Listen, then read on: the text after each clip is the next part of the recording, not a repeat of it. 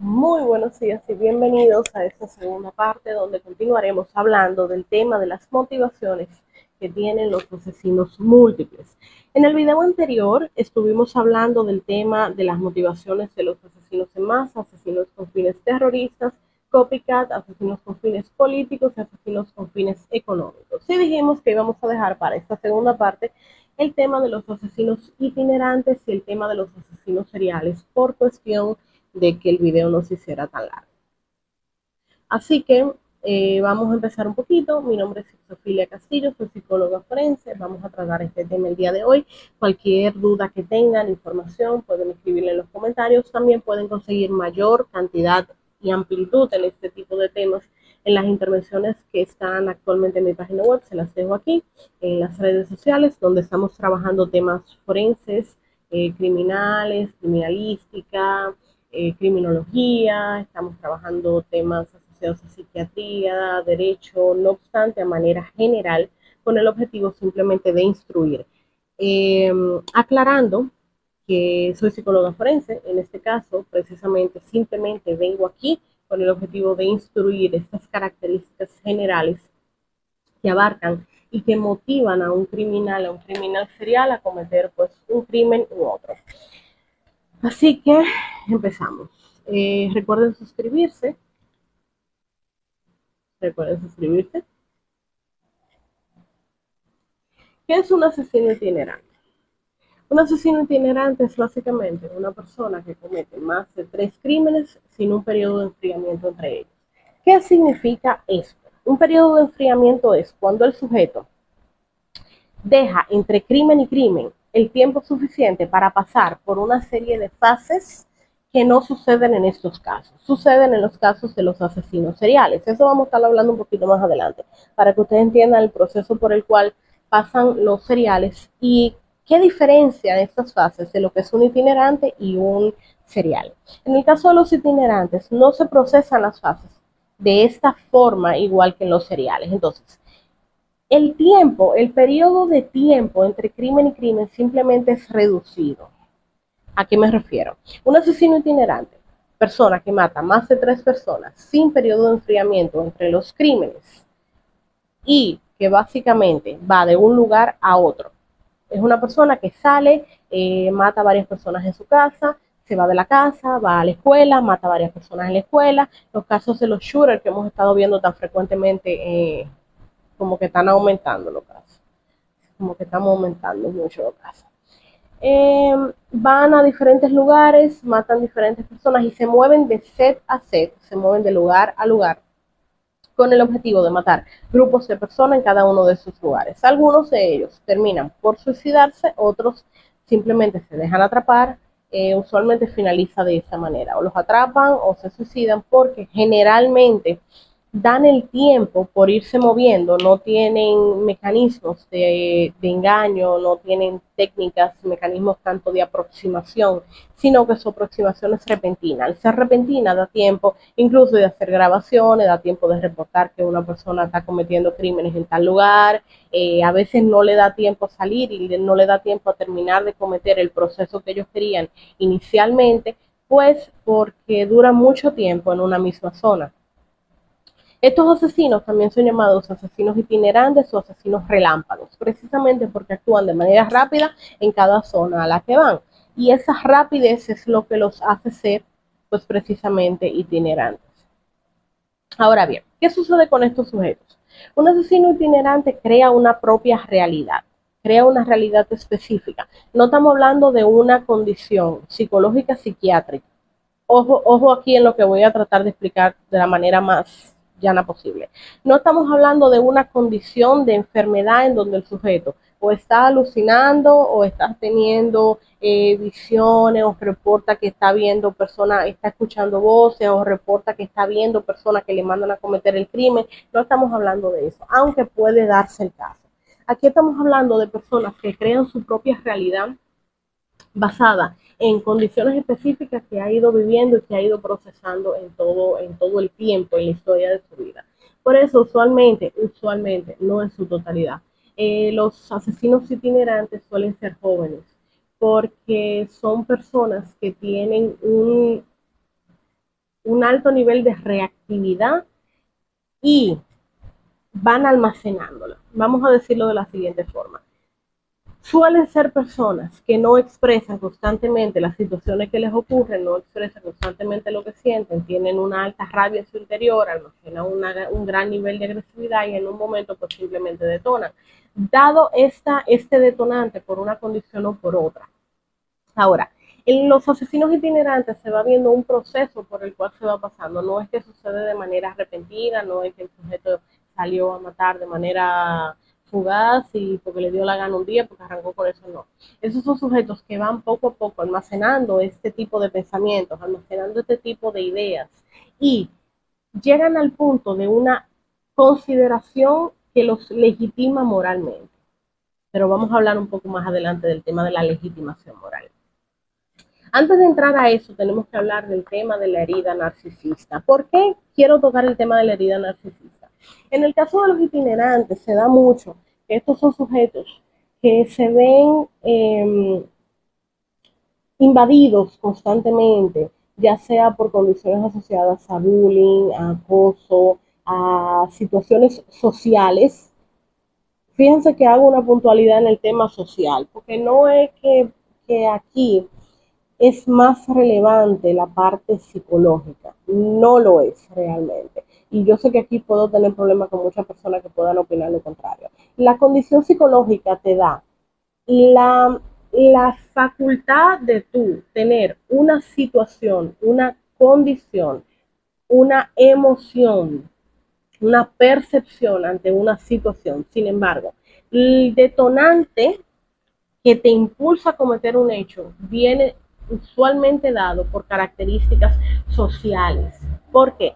Porque independientemente de que tú tengas una condición psicológica, tú no tienes que explotar por dicha condición si tú no tienes las características necesarias. A mí mucha gente me pregunta siempre, ¿todo el mundo puede ser un asesino? Sí, todo el mundo puede ser un asesino si tiene las características y el conjunto de criterios adecuados para cometer un crimen.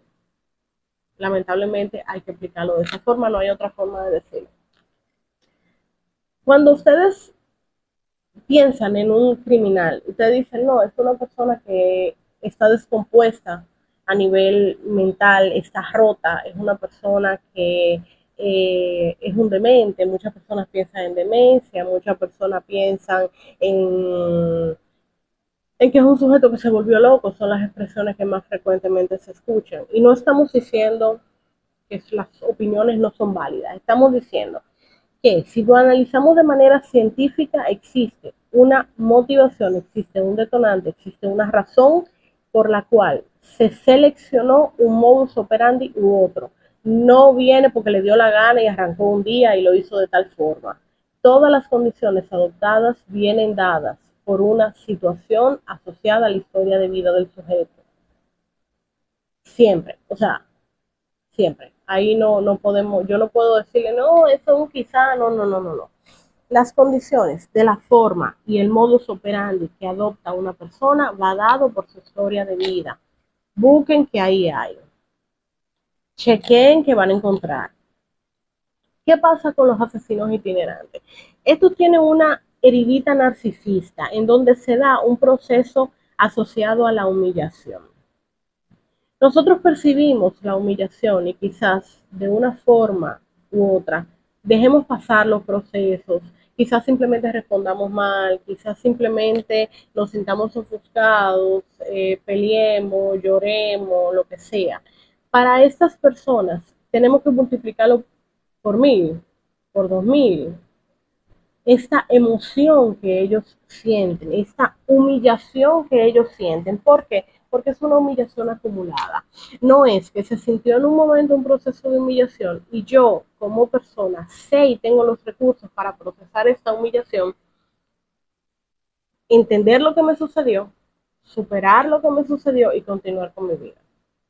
En el caso de los itinerantes se da un cúmulo de situaciones que llevan a un punto alto de este sentimiento de humillación que asociado a temas de enojo, asociado a temas de ira, asociado a temas de irritabilidad, no controlados a tiempo, no quizás observado, quizás no reportado, quizás no visto en las escuelas, vamos a decir un caso, y simplemente al no tratarse, al no considerarse estos criterios, pues se acumulan.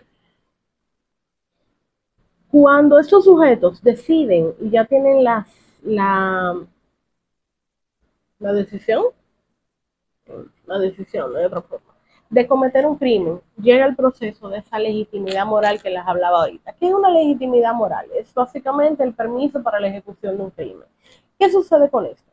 Para ellos, a nivel social, y es por esto que vemos que muchos jóvenes ahora están optando por este tipo de metodología, porque entienden que nadie les va a hacer caso, entienden que su casa no le prestan atención a lo que ellos están tratando de reportar que les está sucediendo. En las escuelas simplemente ellos quizás reportaron que los estaban acosando y la escuela no le hizo caso. Se lo dijeron a un compañerito, el compañerito quizás no lo defendió o se burló de él en un momento dado. Entonces, como nadie imparte justicia, yo voy a tomar la justicia en mis propias manos. Y ahí viene el problema. ¿Por qué? Porque no funciona de esa manera. El criterio y la consideración de tomar justicia es muy subjetivo. Nosotros asociamos con tomar justicia en nuestras propias manos con algo de agresividad, con actuar agresivos, y no simplemente con buscar alternativas favorables. Ni siquiera voy a utilizar la palabra pasivas, hablamos de favorables, en una mediación correcta. Quizás por muchas situaciones de que estos jóvenes no aprendieron a manejar estas mediaciones, quizás estos jóvenes no tuvieron el soporte, la enseñanza, el trabajo familiar, la dinámica familiar de aprender a mediar estas situaciones en las que están viviendo y simplemente no tienen los recursos para manejarlo y no justificando, sino comprendiendo cómo se da el proceso de la intervención en estos sujetos, determinando las motivaciones que tienen. Cuando se dan esas reacciones en cadena, que muchas veces no se tiene un recurso para manejarlo, se va subiendo de propósito, se va subiendo de ideología y se va creando toda una intervención, como decíamos al principio, estos sujetos son creadores o formadores de su propia realidad. Entonces, al tú ir creando esa realidad de lo que tú quieres hacer, de la idea que tú tienes para resolver ese problema, de la situación que te va a llevar a ti a sentirte mejor emocionalmente, ya que nadie te ha ayudado hasta ese momento, porque quizás tú no pediste ayuda porque creíste que lo que tú estabas era molestando mucho, por no decir otra palabra. No puedo decirlo aquí. Entonces, este sujeto va incrementando ese tipo de sensaciones, en donde ya viene una situación que se crean incluso los legados. ¿Qué es un legado? Es básicamente lo que tú dejas para justificar un hecho injustificable. ¿Por qué? No porque estemos explicando lo que motiva a este sujeto, yo puedo dejar de decirle que esto no se justifica. No, no se justifica, mis amores. Sin embargo, si no entendemos la razón que produce un hecho, lamentablemente estamos condenados a continuar repitiéndolo. Si nosotros no sabemos qué es lo que estamos haciendo mal, lamentablemente no podemos cambiar. Y estamos viviendo en una sociedad que le da mucho trabajo querer cambiar, mucho trabajo pensar en cambiar. La sociedad actualmente está muy metida en su ideología individualista, en sus percepciones individuales de yo soy, yo hago y todo lo que yo tengo que hacer es por mí, porque si yo no me preocupo por mí nadie lo va a hacer. Entonces aquí se da un círculo vicioso. Esos legados son estas cartas que ellos dejan, estas grabaciones que dejan estos sujetos, explicando el hecho del por qué cometieron un crimen.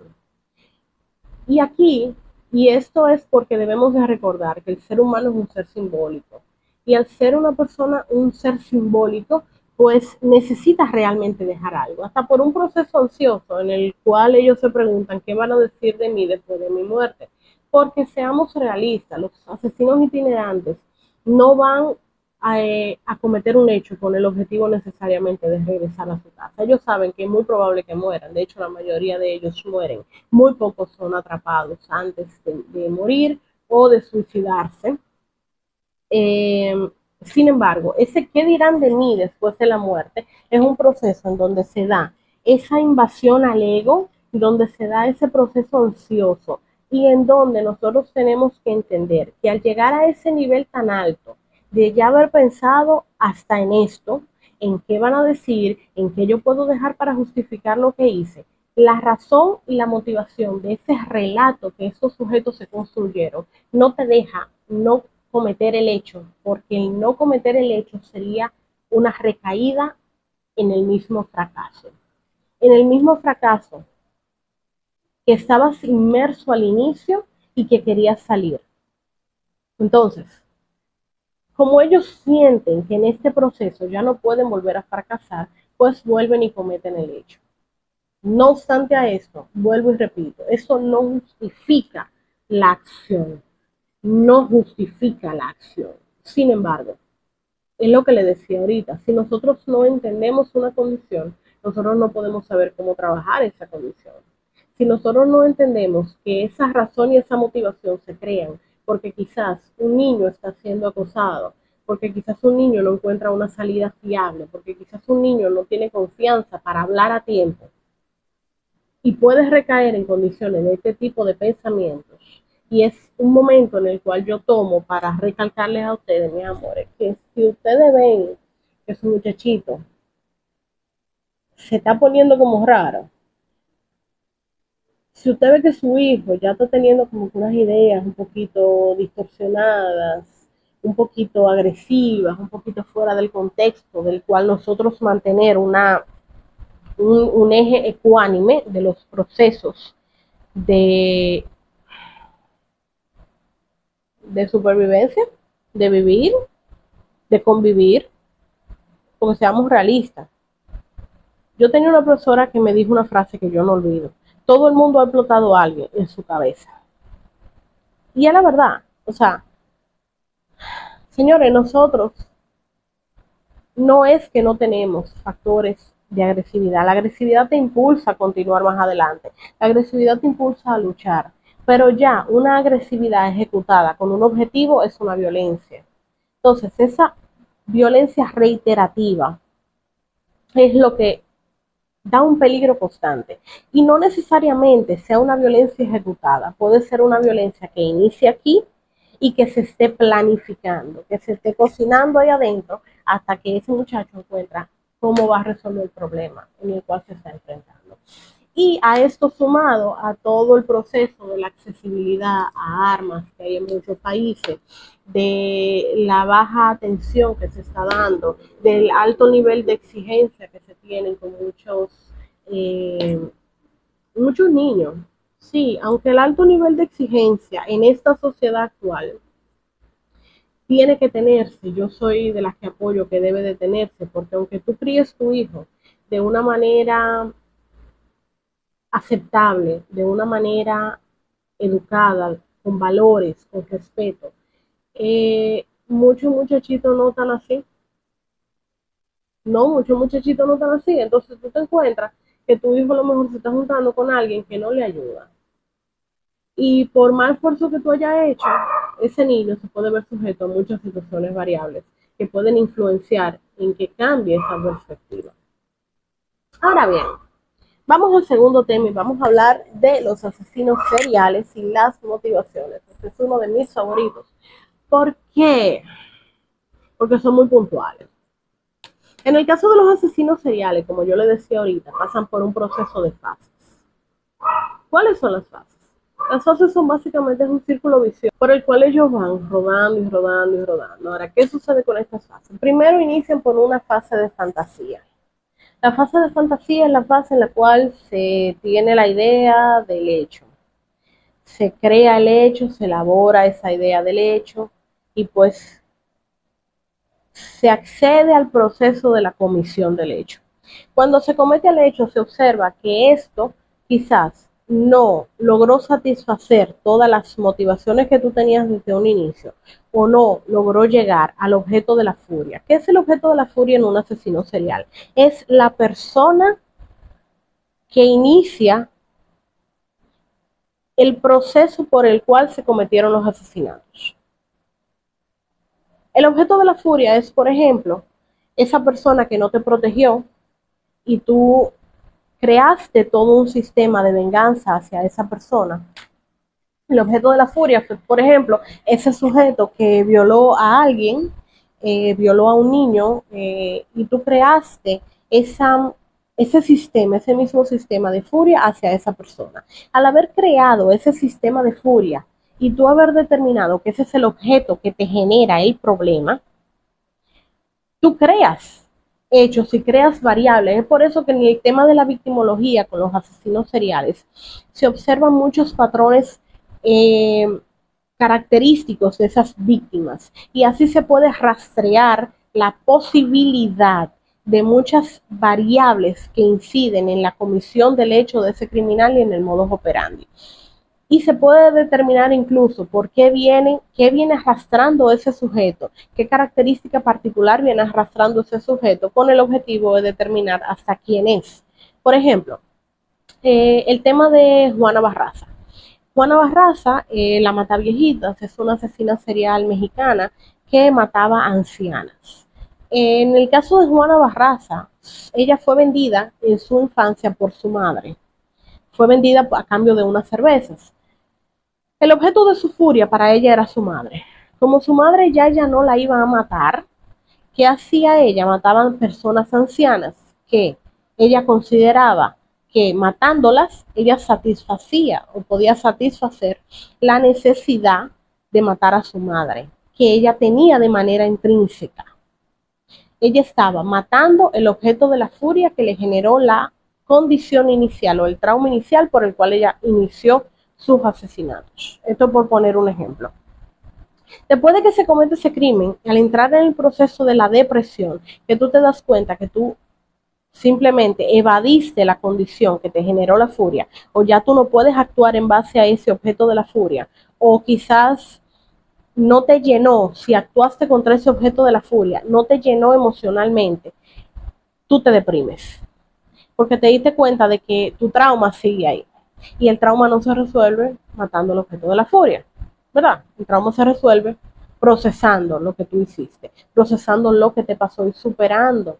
Y no superando, la palabra no es superando, es aprendiendo a convivir con los procesos. La palabra superación a mí no me gusta, no me ha gustado nunca, porque superación es relativo, siempre lo digo. Relativo, lo que para mí es superación no es un proceso de superación igual para el otro. Lo que yo considero como haber superado algo no necesariamente ayude a otra persona. Entonces, superar va muy sujeto al individuo. Yo hablo en casos de trauma, de procesos de continuación, de la posibilidad de tú continuar viviendo y de tú poco a poco ir creando una dinámica contigo mismo que te permita seguir sobreviviendo a pesar de lo que tú viviste y aprendiendo a convivir con la situación que ocurrió, a manera de que tú puedas sentirte más estable, continuar parte de la vida, continuar tu vida y hacer directamente una vida. No sé si me doy a entender. Ahora bien, después de que sucede, volviendo al tema, después de que sucede ese tema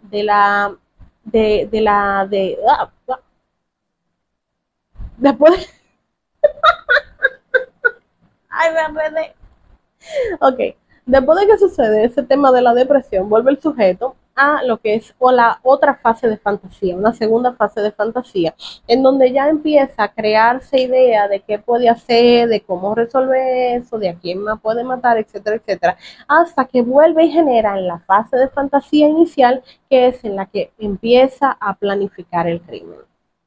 Ahora bien, ¿qué motiva a un sujeto a cometer un hecho como este? A nivel general, y hablo a nivel general porque en el caso de los seriales hay una clasificación y una división entre hombres y mujeres, que no va directamente a hombres y mujeres, pero se ha utilizado más la clasificación de ese nivel por lo siguiente. Vamos a ver las categorías para entender un poquito. En los asesinos seriales se observa mucho el tema, los que tienen fines o motivaciones económicas, que son los que lo hacen con el objetivo de generar o de percibir. Estos asesinos con fines económicos suelen tener temas asociados a beneficios particulares. No siempre llegan a ser clasificados como asesinos en serie precisamente porque son muy dispersos, cometen crímenes y pueden cometer crímenes. O sea, cuando ya llegan a la característica cuantitativa de un serial, que son 3, lo hacen porque van brincando de charquito a charquito con el objetivo de tener beneficios económicos y usualmente suelen conocer a las víctimas. ¿Por qué suelen conocer a la víctima? Porque como tú vas a ver si una víctima realmente tiene lo que tú necesitas a nivel económico sin tú tener ningún tipo de datos de ellos. O, en su defecto, la posibilidad de acercarte a ellos con el objetivo de obtener mayor información, de saber si tú puedes adquirir esto de otra forma o simplemente ya tú ejecutas un hecho para la obtención directa. Por otro lado, tenemos los asesinos con fines visionarios. ¿Qué son los asesinos con fines visionarios? Por lo que están alucinando, lo que son esquizofrénicos, lo que te reportan que están oyendo voces, lo que te reportan que lo mandaron a matar a alguien, todo eso. Por otro lado, tenemos los asesinos con fines misionarios. ¿Cuáles son los asesinos con fines misionarios? Los que creen que están haciendo un bien social. Estos son magníficos. ¿Por qué? Porque estos asesinos consideran que están haciendo un trabajo. Ellos están haciendo un trabajo social, están trabajando, esforzándose, poniendo de su parte. Señor, dame paciencia que no tengo. Ellos están prácticamente poniendo de su parte para contribuir socialmente hacia una problemática. Por eso tienen una misión. Muy bien. Por otro lado, tenemos los asesinos con fines hedonistas. ¿Qué es un asesino con fin hedonista? Un asesino que siente placer por la muerte, básicamente. Ese sujeto te mata porque siente placer por la muerte. Es uno de los más frecuentes, de hecho, en los casos de los asesinos seriales, porque la serialidad conlleva un proceso de intención.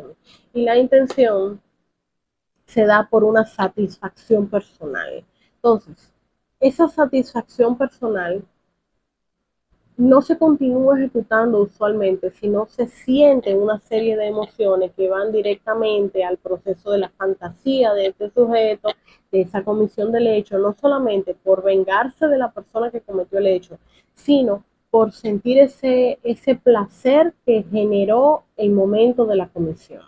Ahora, después del hedonista, podemos ver la siguiente clasificación, que es el asesino en serie sexual.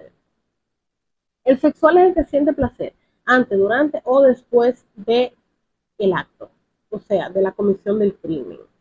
Me refiero a un placer sexual. El asesino en serie sexual se divide en dos, el sexual y el sexualizado. ¿Cuál es la diferencia? El sexual siente básicamente el placer antes, durante o después. Este sujeto que se te lleva grabaciones de la comisión del hecho para posterior al crimen tener video para masturbarse, por ejemplo, del hecho. Este sujeto que generalmente vuelven a las escenas porque eso les genera una situación emocional en la cual ellos se sienten satisfechos. Incluso nos encontramos con sujetos que se masturban durante la comisión de los crímenes. Vuelvo y repito, antes, durante o después, no tiene que ver, se clasifican en asesino en serie sexual. O graban cintas o violan a las víctimas, entre otras cosas. Es uno de los asesinos más, ¿cuál es la palabra? ¿Incómodo? ¿Incómodo? Sí, es incómodo la palabra. Porque ya aquí no se procesa solamente una necesidad de una satisfacción al ego, sino también una necesidad de una satisfacción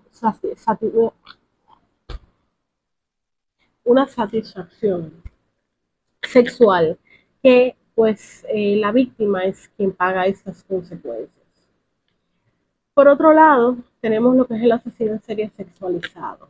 ¿En qué se diferencia el sexualizado? Que aunque cometa, por ejemplo, el acto de violación, el acto sexual queda en segundo plano, no es su objetivo inicial. No, no estamos hablando de las personas que cometen o que tienen relaciones sexuales con los cadáveres, no estamos hablando de necrofilia, no estamos hablando de nada de eso. Estamos hablando de que, independientemente de que se ejecutó una violación, quizás durante el acto o quizás antes del acto y se mató posterior a esto, la violación sexual o quizá también que cometió la violación después con el cadáver de la víctima, porque también se da el caso. Pero dicha violación no era el objetivo principal. El objetivo principal era satisfacer esas emociones a través del crimen cometido, que no es la violación, es el asesinato. ¿Me expliqué? ¿Me expliqué? Bueno, yo lo haré. Por último, tenemos en el caso de los hombres los asesinos que tienen un fin o los asesinos que matan para lograr un fin. ¿Cuáles son estos asesinos que matan para lograr un fin? Son los que básicamente tienen un objetivo final y quieren llevarlo a cabo. No le importa cómo. Y si tienen que matar para eso, pues matan para eso y lo hacen. Por eso se clasifican en seriales. Porque mataron, evidentemente. Vámonos con las mujeres, porque no creamos que porque somos bonitas estamos buenas. No creamos que porque esto sucede. Mentira. No creamos. Ya hay que ponerse serio. No creamos que porque esto sucede, las mujeres no cometen asesinatos seriales. Sí, sí lo cometen. De hecho, tienen una clasificación completamente aparte, porque somos tan lindas y tan especiales que se nos hizo una clasificación aparte. ¿Cuál es la primera clasificación? Las viudas negras. Yo sé que ustedes han oído de eso. Yo sé que ustedes han oído de los casos de las viudas negras. Las viudas negras son, por ejemplo, estas mujeres que se casan con los hombres con usualmente fines económicos. Vemos que aquí se va relacionando la primera clasificación que les di con la clasificación de las mujeres, porque aunque tienen nombre diferente, porque se le asignaron unos nombres específicos, van juntas y va todo lo mismo, es un arroz con mango. Imagínate.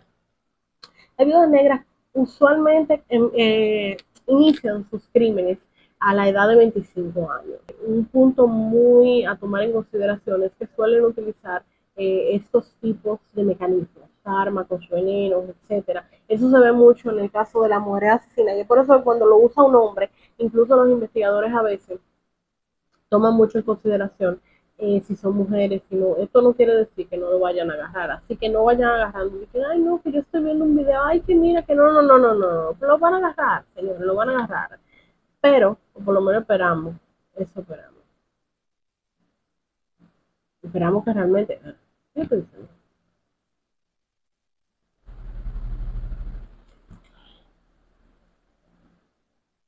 Esto no quiere decir que este uso de mecanismos de acción sean exclusivos de las mujeres. Sin embargo, tenemos que aclarar que son más frecuentes en mujeres que en hombres. Por otro lado, tenemos los ángeles negros, también llamados ángeles de la muerte, cuya edad rango de iniciar los asesinatos son los 21 años. Los ángeles de la muerte tienen fines misionarios. Recuerden que antes le estuvimos hablando del tema de los asesinos en serie misionarios, que son los que básicamente creen que están haciendo una buena labor social y que están matando para ayudar. Aquí, en el caso de las mujeres, nos encontramos, por ejemplo, las enfermeras, que se han dado algunos casos, por no decir mucho, que matan a los enfermos, matan a las personas que están internas en hospitales a través muchas veces de fármacos, a través de alguna ingesta de sustancias, etcétera, etcétera, que hagan que esta persona pues fallezca, con el objetivo, según reportan la mayoría de ellas, de ayudar, porque esa es su idea, ellas están ayudando socialmente a que esa persona no sufra o simplemente colaborando porque esa persona quizás iba a fallecer, que es como se ha reportado en muchos casos, esta persona quizás iba a fallecer y pues estas mujeres la matan primero, en muchas ocasiones no solamente por contribuir contribuir con esa persona, sino para dejar la cama vacía para alguien que lo necesite más, entre otras cosas. O sea, se han reportado muchas cosas. Las mujeres, ay Dios, las mujeres, así mismo como somos complicadas en la vida, así mismo somos complicadas en los crímenes. Porque es que no podemos cogerlo variado y no podemos cogerlo suave. No podemos esperar que la gente se muera porque se iba a morir. No, no, no, no, no. Hay que ayudarlo también, no, no, no. Volvemos aquí, ecuánimes. Depredadoras sexuales. Las depredadoras sexuales suelen iniciar sus crímenes a los 30 años. Ay. Suelen iniciar sus crímenes a los 30 años y suelen tener un proceso de satisfacción por la muerte.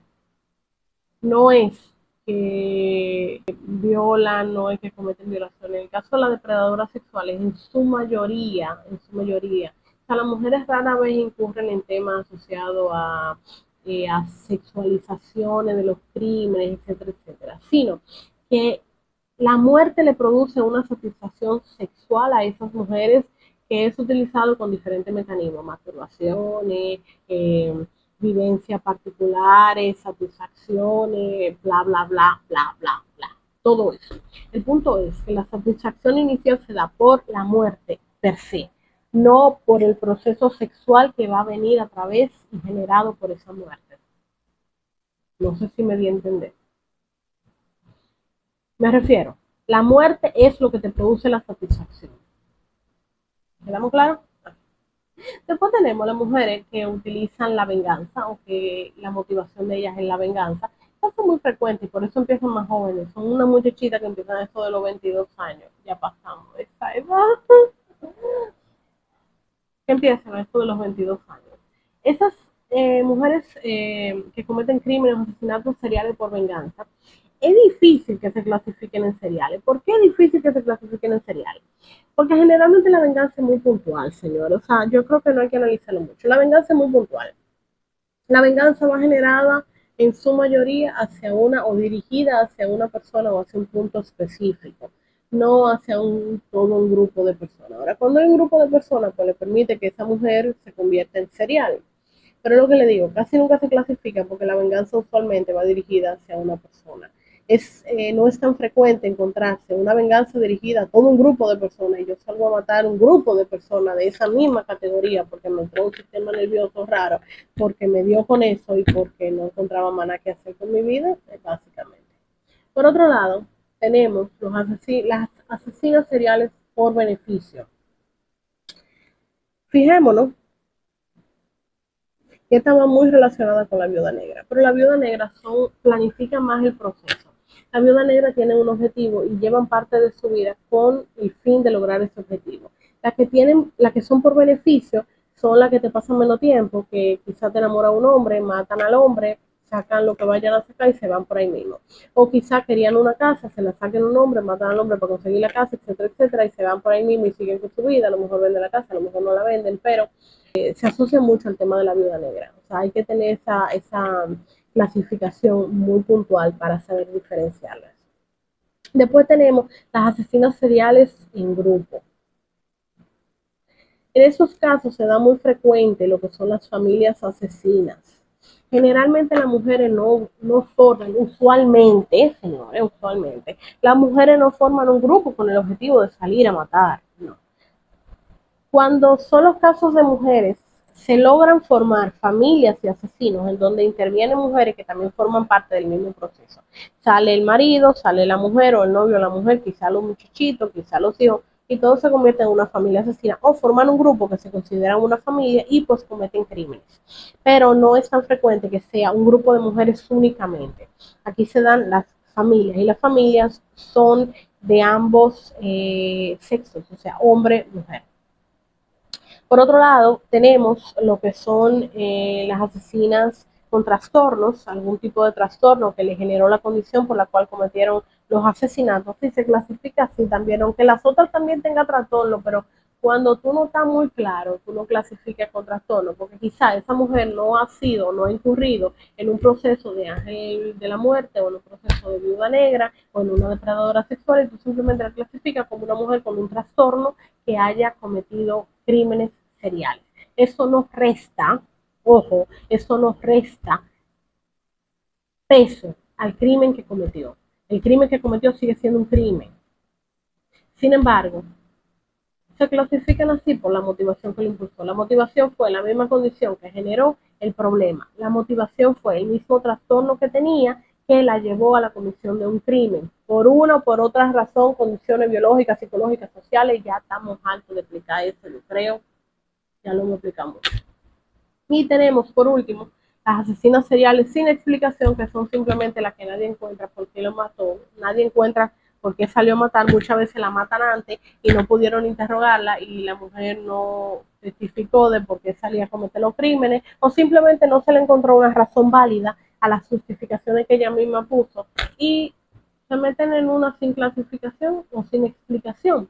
Y esto, vuelvo y repito, esto estamos hablando de la motivación, no de la validez, no de la credibilidad, no de la intensidad, no de los agravantes que intervinieron en la comisión del hecho. Simplemente estamos hablando de qué motivó a una persona a cometer un crimen.